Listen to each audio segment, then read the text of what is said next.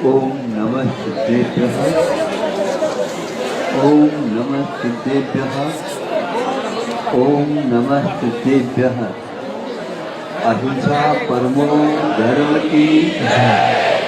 आचार्य गुरुवर श्री ज्ञान सागर मुनि महाराज की। संत शिरोमणि आचार्य विद्यासागर महामुनि राज की।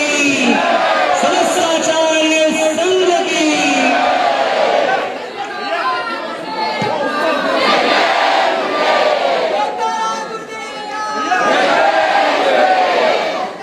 अब सुनो, यहाँ के प्रबंधकों ने सोचा यहाँ तो अव्यवस्था बहुत हो रही है। कुछ लोगों ने तो ये कहा है महिलाओं से ये भर जाएगा स्थान और पुरुषों के लिए पीछे मिलेगा।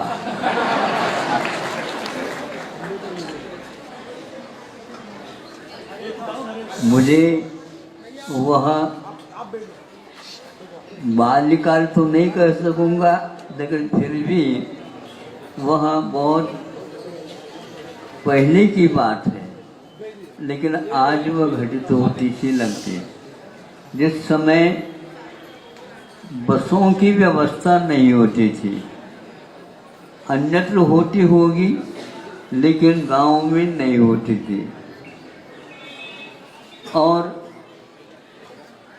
वैयक्तिक जो मोटर गाड़ी चलाते थे उनके पास तो बस थे ही नहीं, तो वह गाड़ी लेकर के आते थे। उसके हॉर्न भी ऐसे हैं वो अलग टाइप के रहते थे। उसको सुन करके हम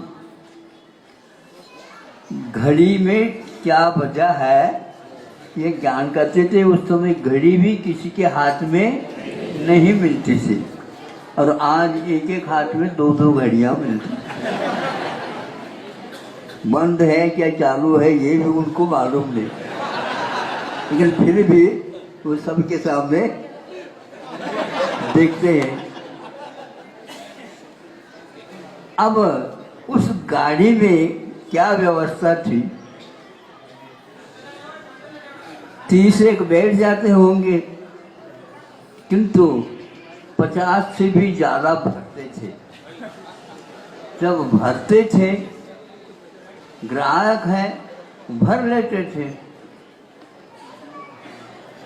वह भर गया, फिर इसके उपरांत भी ऊपर होता है ना, ऊपर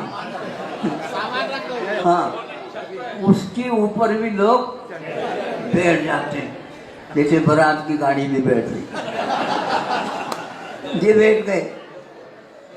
फिर इसके उपरांत जगह नहीं तो लटकने लगे चारों तरफ। वो गाड़ी अपनी उसकी जो क्षमता थी बाहर हो गई, धीरे धीरे चलने लगी। इसी का नाम तो बारात की गाड़ी है। लगभग उससे भी जोरदार उदाहरण यहाँ दिख रहा है। अब ये सारे महिलाएं गाड़ी में बैठ गई।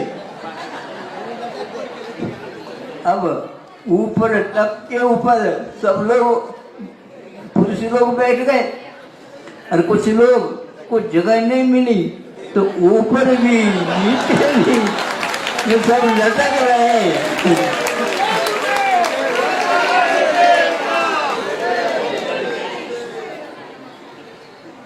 20-25 वर्ष पूर्व में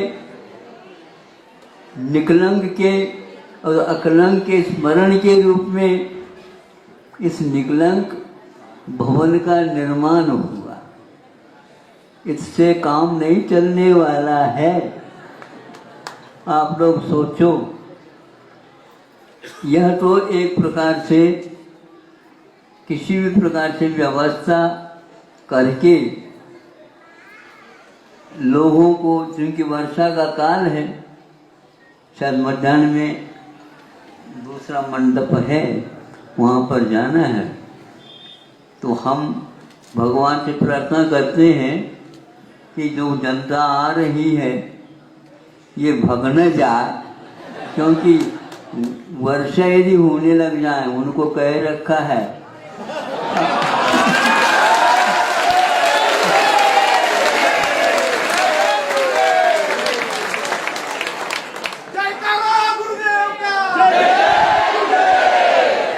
ये दूर से आए हैं, इनको अभी पानी की आवश्यकता नहीं है। भोजन में तो मिल जाएगा पानी, किंतु ऊपर से अभी नहीं। वो कहते हैं कि हम फिर भक्ति कैसे करें। ध्यान रखो, कभी कभी भक्ति मौन से भी की जाती है और इधर उधर की बातें नहीं करते, नहीं तो हम बादलों को बता देंगे ऐसे करोगे तो निश्चित रूप से दंड मिलेगा तुमको। हाँ, भक्ति में कभी व्यवधान नहीं करा करते। तो इस प्रकार यह पहले सादगी जीवन जिसको भूलना चाहिए चलता था, वो भी गाड़ियाँ पानी के वाष्प के ऊपर चलते थे, उसको तपाया जाता था। फिर इसके उपरांत ठंड के समय पर उन गाड़ियों को धक्का भी दिया जाता था, तब वह गिर पकड़ती थी। आप लोगों की भी दशा ऐसी ही है, समय मिलता नहीं। रविवार के दिन आए हो, नहीं महाराज आज रविवार पड़ गया है, नहीं समझे, यहाँ तो रविवार प्रतिदिन चल रहा है। अभी चातुर्मास पूर्ण होना बहुत दूर है, लेकिन 1 सप्ताह हो गया है।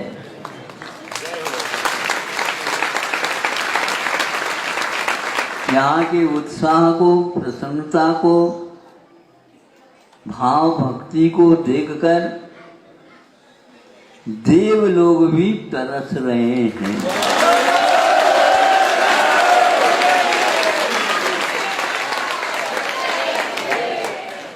हम क्या करें, हम तो सब कुछ करने के लिए तैयार हैं, लेकिन हम आप लोगों के लिए आहार दान भी नहीं दे सकते। कई ऐसे तरसते होंगे और ये लोग कहते हैं यहाँ से क्यों गए हैं, वहाँ पर आप लोग ऊपर जाकर के बैठ गए, वहाँ पर कोई मुनि महाराज ही नहीं आ पाए। ये हमारा भाग्य है, मुनि महाराजों का यत्र तत्र विचरण होता है। यहाँ के लोगों की भावना थी, देव भी यहाँ पर अवश्य आते हैं रात में। ऐसी चमत्कारिक यह सिरपुरी है, शिवपुरी बोलते हैं,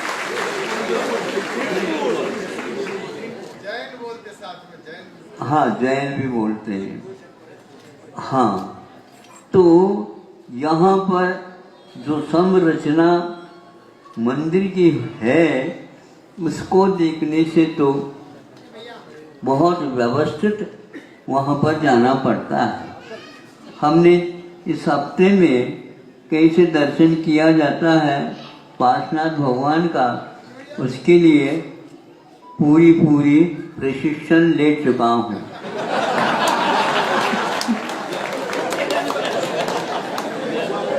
आप लोग भी वहाँ पर जाकर के प्रशिक्षण ले सकते हो। हाँ, जो व्यक्ति झुक नहीं सकता उसको झुका करके बता दें, जो घुटने टेक नहीं सकता उसके लिए भी टिकवा करके वंदना कर देते। इस प्रकार ताली बजाते समय भी सोच करके बजाना।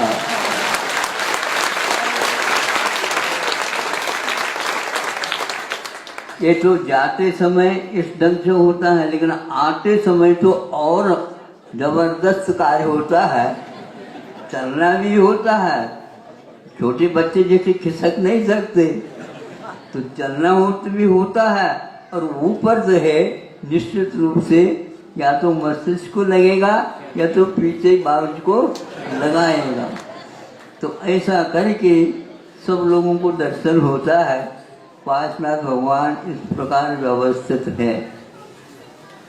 भीड़ को देख करके यहाँ पर व्यवस्था नहीं हो पाएगी। यहाँ के प्रबंधक यहीं के नहीं अन्यत्र के भी भक्त लोग सोच रहे हैं सब लोग यहाँ पर और अच्छी मात्रा में आ जाएं।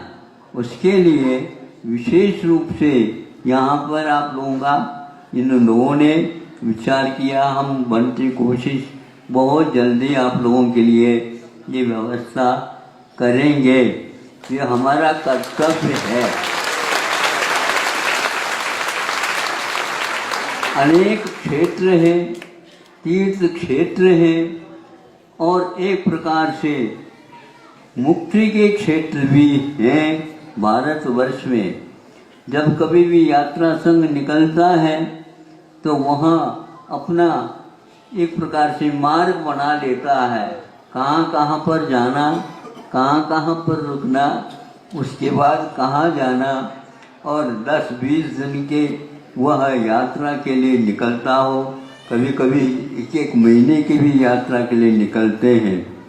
तो यहाँ पर जयपुर में एक प्रकार से यात्री आते हैं, लेकिन विशेष रूप से उनको यहाँ पर व्यवस्थित जगह नहीं मिलने से अब क्या करें। सब जगह एक प्रकार से बहुत ही रेल के डिब्बे जो है ना, चाहे वर्षा काल हो, चाहे वो गर्मी के हो काल, चाहे वह वर्षा अपने ठंड के हो, कहीं भी हो, लेकिन आप लोग समझते हैं पहले से ही रिजर्वेशन करना पड़ता है।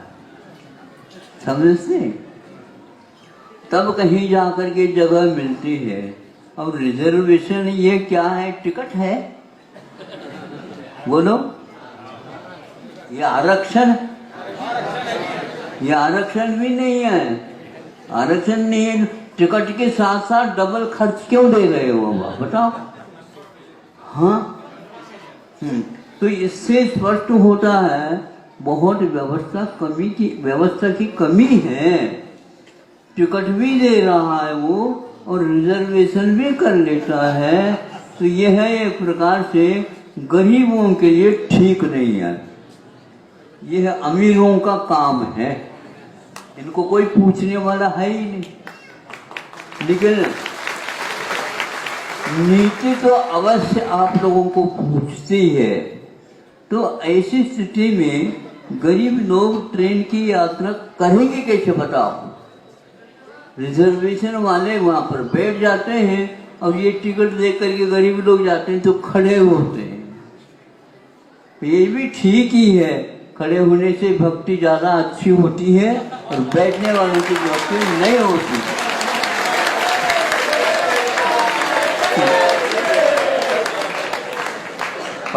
परिश्रम करना सीखो, कष्ट सहिष्णुता, यह आप आगे दीक्षित होना चाहते हैं तो ये पहले से प्रशिक्षण है। हाँ, बैठ करके नहीं। भोजन भी लेंगे तो कैसे लेंगे महाराज, हैं? खड़े होकर। महाराज हम भी खड़े होकर के लेते हैं। यह एक प्रकार से मजबूरी है अथवा पश्चिमी हवा का प्रभाव है। फिर भी आप लोग एक हाथ से ही लेते हैं आहार, है ना, और हम बनाने वाले आप और दोनों हाथों से हम खा रहे हैं। यह एक व्यवस्था है। और यह सारे इन चित्रों को देखने से, बिंबों को देखने से ज्ञात होता है दिगंबर अवस्था में खड़े होकर के मुनि महाराज आहार लेते हैं और ऊपर से पुष्प वृष्टि हो जाती है। देव लोग आहार नहीं कर सकते हैं, लेकिन आहार करते समय ऊपर से पुष्प वृष्टि करते हैं और वे तांडव नृत्य के द्वारा अपनी भक्ति का प्रकट पूर्ण कर देते हैं और भगवान से प्रार्थना करते हैं कि नरकाया को सुरपति तर से सो दुर्लभ प्राणी। ये है दौलत राम जी की छेड़ाना में लिखा गया है। वहाँ व्यक्ति वहाँ पर गया क्योंकि वह परीक्षा और देनी पड़ेगी उसको। वह एकाध विषय में फेल हो गया, अनुत्तीर्ण रहा, तो वहाँ से वह भक्ति करते करते करते ये तरस रहा है कि मुझे वह रूप धारण करने का सौभाग्य कब मिलेगा, आहार देने का वह सौभाग्य मुझे कब मिलेगा। और इस प्रकार फिर भी वह देवलोक भक्ति करने के लिए, यहाँ से भक्ति करने के लिए कोई भी नहीं जाता स्वर्ग, मरने के बाद ही स्वर्ग जाता है। नहीं समझे, खुद मरे बिना स्वर्ग नहीं मिलता, ये है। किंतु वहां से जो आते हैं इतने आनंद के साथ आते हैं, इतने आनंद के साथ आते हैं, करोड़ों करोड़ों टोलियों के साथ आते हैं और समूह शरण में साक्षात भगवान का दर्शन करते हैं। और ऐसे क्षेत्रों की वंदना के लिए भी वे रात के 12 बजे एकांत में जब आप लोग सो जाओगे उस समय वे भक्ति करते रहते हैं। कई व्यक्तियों के मुख से सुना कि वह घुंघरू की आवाज आती है, करताल की आवाज आती है, घंटियों की सुनचुन घंटियों की आवाज आती है। यहाँ पर कौन है? तो भगवान है। भगवान है तो भक्त भी आएगा, ये पक्का है। इसलिए आप लोगों को चाहिए ऐसे तीर्थों की रक्षा के साथ नए नयों को भी, नए नए भक्तों के लिए भी इस प्रकार की व्यवस्था करके इस मनुष्य जीवन की दुर्लभता को, इसका महत्व आपको समझ में आना चाहिए। नहीं तो बाद में पश्चाताप करोगे। करना, कराना और अनुमति देना, ये तीनों बिंदु से हम भक्ति कर सकते हैं। कई स्वयं करते नहीं, करने के लिए तो जाते हैं तो वहाँ गड़बड़ी हो जाती है, लेकिन कराते रहते हैं, अनुमति देते रहते हैं, प्रोत्साहित करते रहते हैं। ये सारे ही सारे भावाभिव्यक्ति हम लोगों की उनके प्रति समर्पित हो जाती है। इसलिए आप लोग वहाँ तीर्थों को करते करते सिरपुर में भी आ जाते हैं तो यहाँ पर भी देखते हैं पार्श्वनाथ भगवान। पार्श्वनाथ भगवान के जीवन के ऊपर जब कभी भी हम चित्रण सोचते हैं या पढ़ते हैं, लगता है कि महा फनादार जो कि ऊपर उनके सिर के ऊपर है, पार्श्वनाथ भगवान के ऊपर उपसर्ग, ये एक बड़ा अद्भुत घटना है। यह एक पंचम काल की देन है, अन्य कालों में इस प्रकार नहीं होता। और इस अवस्था में जब हम देखते हैं तो कितनी कठिन साधना थी उनकी कि इससे ज्ञात हो जाता। कुछ भी नहीं, प्रतिकार नहीं, और धर्मेंद्र ने आकर के उनके ऊपर जो उपसर्ग हो रहा था उसको दूर किया। ऐसे स्थान में आप लोग आए हो। थोड़ी सी भी मानो अवस्था में कमी होती है तो उसको आप गौण क्रिया करो और उस मूर्ति को देखो कि फना उठा करके धर्मेंद्र ने अपने उपसर्ग को दूर करने की अपेक्षा से भक्ति का अभिव्यक्तिकरण किया है। कैसे भक्ति होती है? तो ऐसी भक्ति होती है। तो इससे स्पष्ट होता है अपने यहाँ कष्ट सहिष्णुता, कष्ट को सहन करने की साधना बताई जाती है। और पार्श्वनाथ भगवान को प्रार्थना भगवान की बिंब की स्थापना की हुई मिलती है। हजारों इस प्रकार के बिंब जहाँ कहीं भी क्षेत्रों में जाते हैं, प्राचीन काल से वह बिंब अभी भी आप लोगों को दर्शन दे रहे हैं। उस समय के व्यक्तियों ने, भक्तों ने आगामी काल में होने वाले विचित्रता बल्लाहट को देख करके आप लोगों के लिए ये व्यवस्था की है। आप लोगों का कर्तव्य है व्यवस्थित बिंबों का दर्शन करके समय समय पर आगे की पीढ़ी के लिए भी ये संस्कार का अवसर प्राप्त करा देना चाहिए। मध्याह्न में मंडप में रखा है, बताते हैं यहाँ पर हमारे पूर्व में गत रविवार के दिन या चतुर्दशी के दिन स्थापना हुई थी, लेकिन इन लोगों ने सोचा कि यह स्थापना दिवस बहुत दुर्लभता के साथ हमें मिला है, इसलिए सब लोगों को इन्होंने निमंत्रण दिया है। हमें तो निमंत्रण नहीं मिला, क्योंकि हम निमंत्रण से तो आते नहीं हैं। हाँ, इसलिए लेकिन फिर भी कह तो सकते हैं महाराज आप भी आओ, तो हम पहले आ गए। और एक सप्ताह के बाद यहाँ पर जनता प्रतिदिन स्थापना कलशों को लेकर के, जैसे देव लोग घटाएं लेकर के आते हैं, उसी प्रकार यहाँ पर कलशों के दो घटाओं को ले, घट भरते हुए लेकर के आए। बड़े बड़े नगरों से और महानगरों से जनता आई है, इनकी व्यवस्था मध्याह्न में की गई है। अब के बाद दिखाया कलशा तो लगा कि देव लोग भी चाहते होंगे उनको,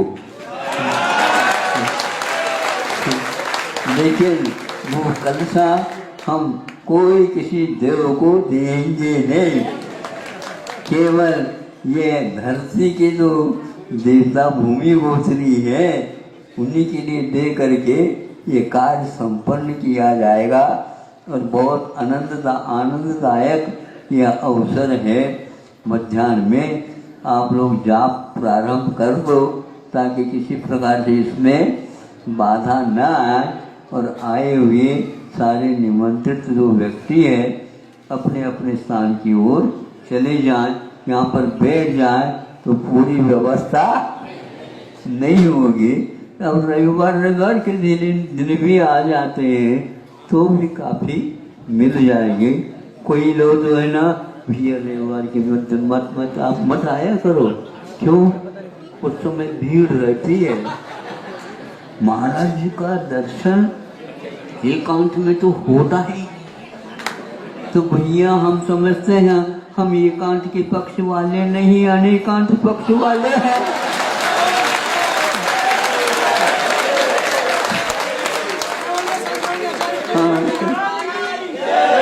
इसलिए एकांत में आप अकेले आना चाहो, यहाँ नहीं आना पड़ेगा आपको, ये प्रबंध होगा ही नहीं। हम सोचते हैं हम एकांत में तो कुछ बैठ जा, उस हमारे कुछ बैठने से पूर्व में 10-20 व्यक्ति आकर के बैठ, चलो आज ऐसा तो दर्शन होता ही। कई लोग हम जब जाते हैं उस समय कहते ये देखो आज भगवान का दर्शन क्या होगी। हाँ बिल्कुल, हम कहते हैं किसी को मत कहियो, मुझे हम पास से दर्शन करके आए।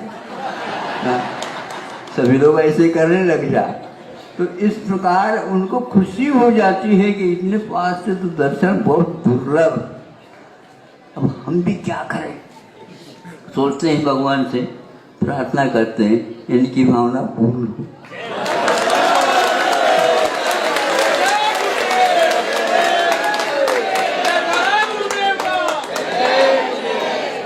आप लोगों की दुकानें चलेगी तो हमारे थोक व्यापार चलेगा। हाँ, छोटी दुकान तो चलनी चाहिए। अब छोटी मोटी से कोई मतलब नहीं है। जहाँ बैठे हैं जो नहीं आ पाते हैं वे लोग सोचते होंगे देखो भैया तो गए, भाई भी गए हैं, वो भी गए हैं, वो भी गए और हमें जाने का अवसर प्राप्त नहीं हुआ, स्वास्थ्य ठीक नहीं रही, इसलिए मगर उनको तो कम से कम वंदना अच्छी हो। वो भाव क्या कर रहे हैं, आपसे भी ज्यादा पवित्र भाव कर रहे हैं। हमारे यहाँ वस्तु का मूल्य होता है, यहाँ आने से वहाँ आने से कोई मतलब नहीं है। छोटा भी लड़का भक्ति कर सकता है, क्योंकि एक बार देखा था बड़े बाबा के यहाँ, वह अपने ऊपर के जेब में एक लाडू रखा है, मैं समझे, और वह खाने के लिए दिया गया है, लेकिन कहा है कि जब तक इस हाथ में तो लड्डू दिया है, ये बड़े बाबा को चढ़ाओगे नहीं, तब तक इस ओर नहीं देखना। तो वह नहीं देखता, खाता नहीं है वो, ये खाने का नहीं, ये तो चढ़ाने का है। ये भी भक्ति बच्चों में होती है क्या नहीं? आप तो बड़े हो गए हो, बच्चों के मन में भी इस प्रकार का भाव रहता है। इस प्रकार यह जैन धर्म अहिंसा धर्म के विशेषता को लेकर के यत्र तत्र भारतवर्ष में फैला है, और इसको और विशेष रूप से आप लोगों को अहिंसा धर्म का पालन करके ये कार्य करना है। और यहाँ पर विशेष रूप से कहा है कि केवल आप तक सीमित न रहें, अड़ोस पड़ोस में भी इसका प्रभाव अवश्य दिखना चाहिए। आप लोगों को उनको भी इस प्रकार का अवसर प्राप्त कराओ, क्योंकि पहले ऐसा ही होता था। अहिंसा धर्म एक प्रकार से व्यापक धर्म है, एक ही धर्म है, इसको सभी लोग मानते हैं और इसका अवसर के अनुसार उपयोग भी करते हैं। हम इसको कभी भूले नहीं, ये व्यक्तिगत धर्म नहीं है, किंतु ये सार्वजनिक भी धर्म है, लेकिन उसके साथ साथ नियम अवश्य लगे हैं। अहिंसा के आंशिक रूप से कम से कम आप पालन करेंगे तो भी इसका स्वाद या फल अवश्य ले सकते हैं, इतना ही पर्याप्त है। अहिंसा परमो धर्म। श्रवणी आचार्य विद्यासागर